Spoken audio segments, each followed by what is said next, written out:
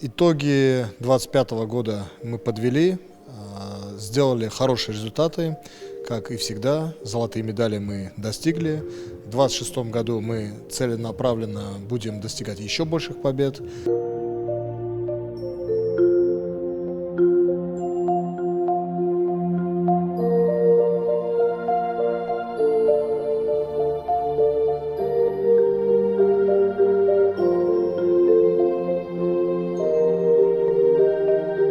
Я хотел бы пожелать всем богатырского здоровья в новом 2026 году.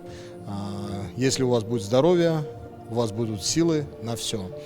Поэтому желаем всем успехов, любите родину и занимайтесь спортом. Даже вот у нас елочка такая вот, посмотрите, чемпионская с медалями. И пусть все наши чемпионы будут украшены вот такими медалями. Наша федерация всегда достигала очень хороших результатов. Если мы возьмем нашу историю, у нас есть очень богатое наследие, очень много чемпионов мира, чемпионов Азии.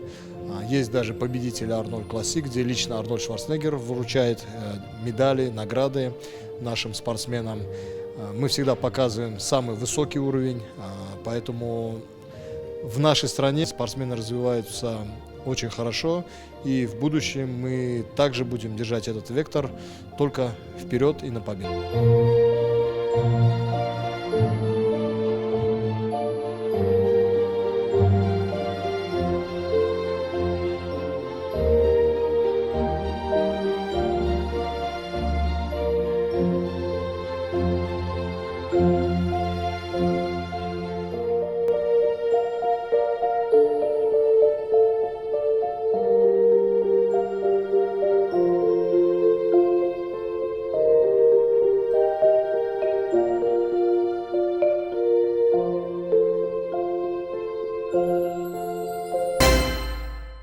Sborna O'zbekiston terma jamoasining a'zolarimiz, ko'rib turganingdek yonlaringda atlet va men 25-yilda qilgan yutuqlarimiz bilan hozir bo'lishib o'tamiz.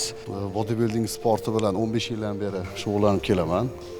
15 yil davomida 25 ta musobaqalarga qatnashib, 2025-yil Diamond Cup jahon chempionatiga qatnashdim, faxrli 2-o'rinni oldim va keyin Dubayda Muscle Show musobaqasiga, jahon chempionatiga va unda ham faxrli 2-o'rinni oldim. Unda ko'plab 40 dan ziyod davlatdan sportsmenlar kelgan. Men uchun eng qiziqarli bo'lgan musobaqa shu yil Dubayda bo'lib o'tgan Muscle Show turniri bo'ldi. Unda ko'plab davlatdan yaxshi atletlar, kuchli saperniklar qatnashdi. Shunda ham faxrli 2-o'rinni oldim. Nasib, Xudo xolasa keyingi natija, keyingi maqsadlarimiz bundanda yuqori musobaqalarga chiqish va O'zbekiston bayrog'ini baland ko'tarish. 25-yili 4-mayda Rossiya Federatsiyasida bo'lib o'tgan Rossiya chempionatida faxrli 2-o'rinni oldim va bu musobaqada men o'zim uchun tushunib yetdimki, his-tuyg'ularni sizlarga sahnadagina tushuntirib bo'lmaydi, lekin va'da beramanki, 26-yil kelayotgan yangi sezonga men hozir tayyorlanyapman va maqsadim O'zbekiston bayrog'ini yuqorilarga, shu Yevropa va Amerika shtatlarida ko'tarish va shu sport turini o'zimizni shu vatanimizda rivojlantirish. Men's fizik kategoriyasi 179 gacha bo'lgan kategoriya, bu plyajniy fitness deyiladi. Bu kategoriyada shortida qatnashishadi va shortida ham o'z yo'nalishi bo'ladi, qanaqa uzunlikda, qanaqa kenglikda kiyadigan va undan tashqari o'ziga yarasha pozirovkalari bo'ladi. Bodybuilding o'zi bu san'at asaridaqa sport. Bunda kategoriyalari ko'p. Men's fizik kategoriyasi bor, klassik fizik kategoriyasi bor. Bodybuilding, открытый bodybuilding 202, 212 va ochiq open kategoriyalarga bo'linadi. Men qatnashadigan bu men's fizik kategoriyasi va qiziqajonim, Xudo xolasa nasib, endi bilmadim necha yildan keyin, lekin niyat qilib qo'yganman klassik fizik kategoriyasiga o'tishga.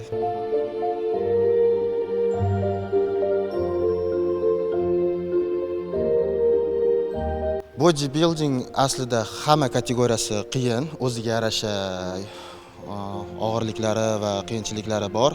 Avvalambor bu intizomlik. Lekin men uchun eng qiziq kategoriyalardan biri bo'lgani bu klassik fizik. Nimaga klassik fizik? Chunki bu yerda ko'proq estetika va X-obrazniy proporsiyalarga e'tibor berishadi. Shuni hisobiga menga bu kategoriya ko'proq yoqadi. Va hozirda 25-yilga kelganda Yevropa va Amerikalarda ham shu kategoriya baland o'rinda reyting egallab kelyapti.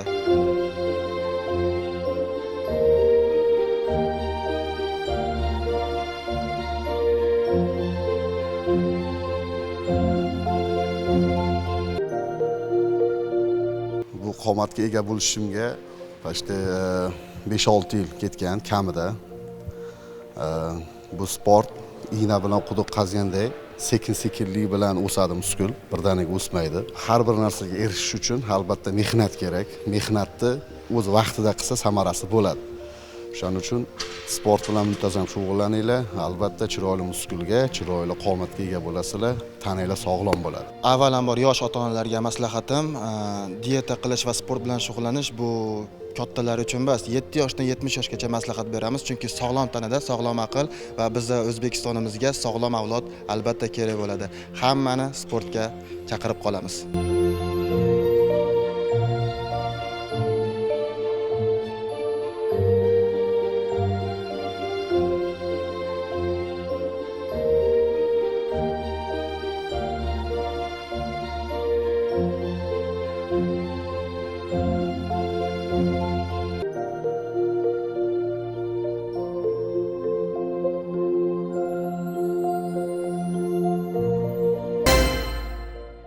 ...2006 yil O'zbekiston Bodybuilding Fitness Federatsiyasi tashkil qilingan 11-yanvarda federatsiyani yutuqlaridan olib borgan ishlarimizdan O'zbekiston milliy terma jamoasini tashkil qildik.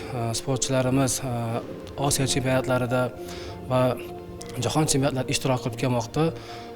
Hozirgi kunga kelib 25-yilga kelib har bitta o'zimizning hududlarda O'zbekiston Bodybuilding Fitness bo'limlari tashkil qilingan. Sportchilarimiz boshlagan paytlarimizda sportchilar soni kam bo'lgan. Bular u paytlar 10 ta, 15 ta tashkil qilgan bo'lsa, hozir 300 ta, 400 ta sportchi tashkil qilyapti. Har yili sportchilarimiz milliy terma jamoa sportchilari Osiyo chempionatida, jahon chempionatida ishtirok qilib, yutuqlarga erishib kelmoqda. Har bitta ishtirok qilgan Osiyo chempionatida, jahon chempionatida har safar sportchilarimiz oltin medal bilan qaytib kelishgan. Hududlarimizda ham o'zimizning federatsiyalarimiz tashkil qilinadi. Har bitta federatsiya hududlar bo'limlarida rahbarlar o'z faoliyatini olib bormoqda. Hozirda 12 ta viloyatda ham tashkil etilgan federatsiya bo'limlari. 25-yilda bo'lib o'tgan Osiyo jahon chempionati Batam shahrida bo'lib o'tdi, Indoneziyada.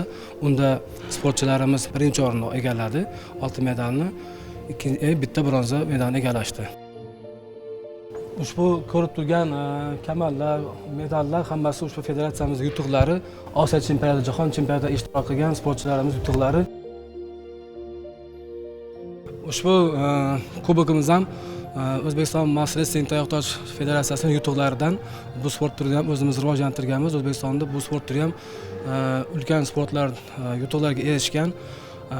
O'sha Amerika Qo'shma Shtatlarida bo'lib o'tgan Arnold klassik musobaqalarida ham o'zlarini mana shu kamallari, kuboklari bilan yutuqlarni qo'lga kiritishgan. Yaqinda bo'lib o'tgan Slovakiyada Yevropa ochiq chempionatida Mass Wrestling sport turi bo'yicha ham bitta kumush, bitta bronza medalni qo'lga kiritib keldik. 2026-yil yangi yil, bizga oldimizda yangi umidlar, yangi chempionlar, mana ko'rib turganingizdek archamiz chempionlar archasi deb nomlanadi.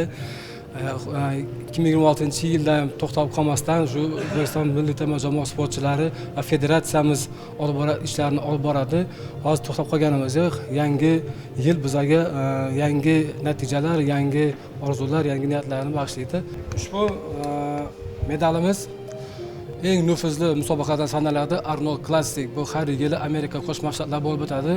Ushbu musobaqada mana bizni Arnold Classic mutlaq g'oliblikni qo'lga kiritgan Valentin Mixail qo'lga kiritgan va undan tashqari bizda Mirzakov Pavel ishtirok qilib, u ham o'sha yutuqlarni qo'lga kiritgan. Mana shunaqa buni Mixail Valentinga o'zi Arnold Schwarzenegger o'zi sahnaga chiqib taqdirlagan, mana shu medalni qo'lga kiritgan. Bizni sport hozirgi kunda juda rivojlangan. Men bu sportga 2013-yildan boshladim. Bu hakamlik qilishim jarayoni oson bo'lmagan, chunki bu hakamlik qilish jarayonida juda ko'p mashaqqatli ishlar bo'ladi. Har bir sportda hakamchini o'zini o'rni bo'ladi. Hakamni qanaqa baholash, sportchini qanday tayyorgarlik qilgan, qanday o'zini ko'rsatib bilish hammasi hakamga bog'liq. Biz bu federatsiyada 2013-yildan musobaqalarni boshlaganmiz. Viloyatlar, shaharda musobaqalar o'tkazamiz.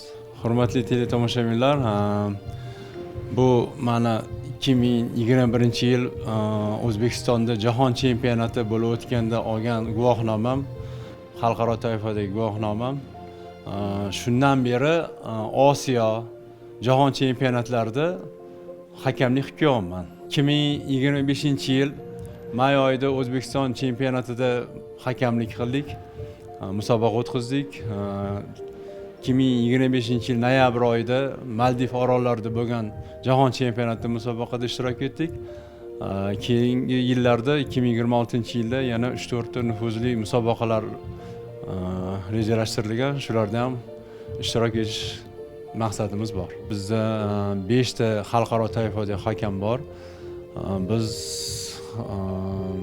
seminarlar o'tkazamiz. Shu yerda o'zimizni mahoratimizni oshiramiz. Osiyo, jahon chempionatlariga borganimizda ham har doim seminarlar bo'ladi. O'sha yerda ham ishtirok etib, o'zimizni mahoratimizni oshirib, hakamlikka yana ham kuchli bo'lishga tayyorlanamiz. Самое главное, наша федерация